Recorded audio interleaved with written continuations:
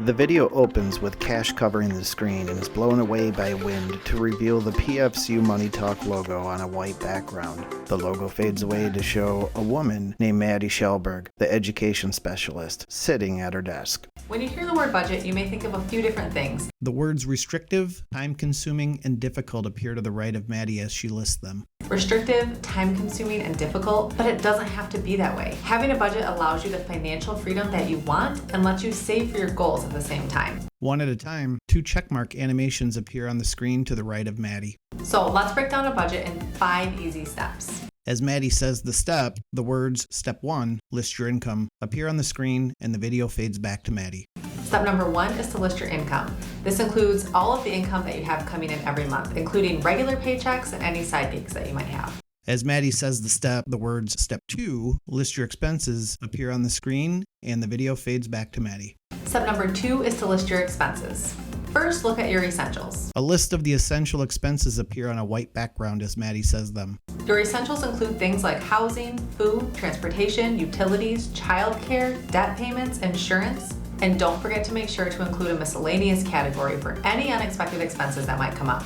A list of the discretionary expenses appear on a white background as Maddy says them. Now list your discretionary expenses. This includes things like restaurants, entertainment, gym memberships, personal spending, or traveling. And don't forget to include saving. Video transitions to a picture of 3 jars filled with cash and coins.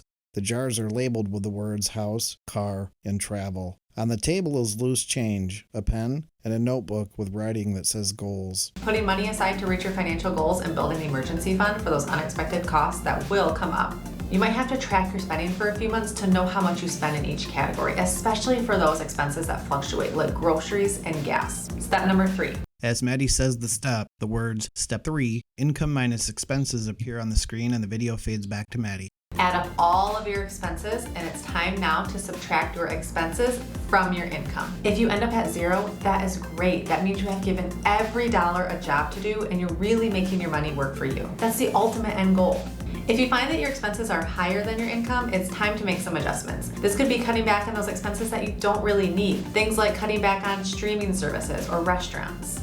The video transitions to a picture of a woman sitting at a table. She is holding her phone and using a calculator. There is an open laptop in front of her and paper scattered on the table. You can also find ways to save on your current expenses. For example, shopping for better insurance rates, meal planning, or working out at home instead of going to the gym. And if you have money left over, that's a good thing. You can put that towards a savings goal or paying off your debt a little bit faster. All right, step number 4, now that you know where all of your money is going and all of your expenses are listed out. As Maddy says the step, the words Step 4, make a plan, appear on the screen and the video fades back to Maddy. It's time to set a goal and make a plan. The words savings goal, pay down debt, adjust your spending and emergency fund appear to the right of Maddy as she talks about each one. You can allocate money to a savings goal, such as buying a car in a few years. You can pay down your debt a little bit faster. Maybe you want to get your spending under control in a certain area or start an emergency fund. Now lastly, and this is crucial, that's to check your budget regularly. As Maddy says the step, the words Step 5, check in and adjust, appear on the screen and the video fades back to Maddy.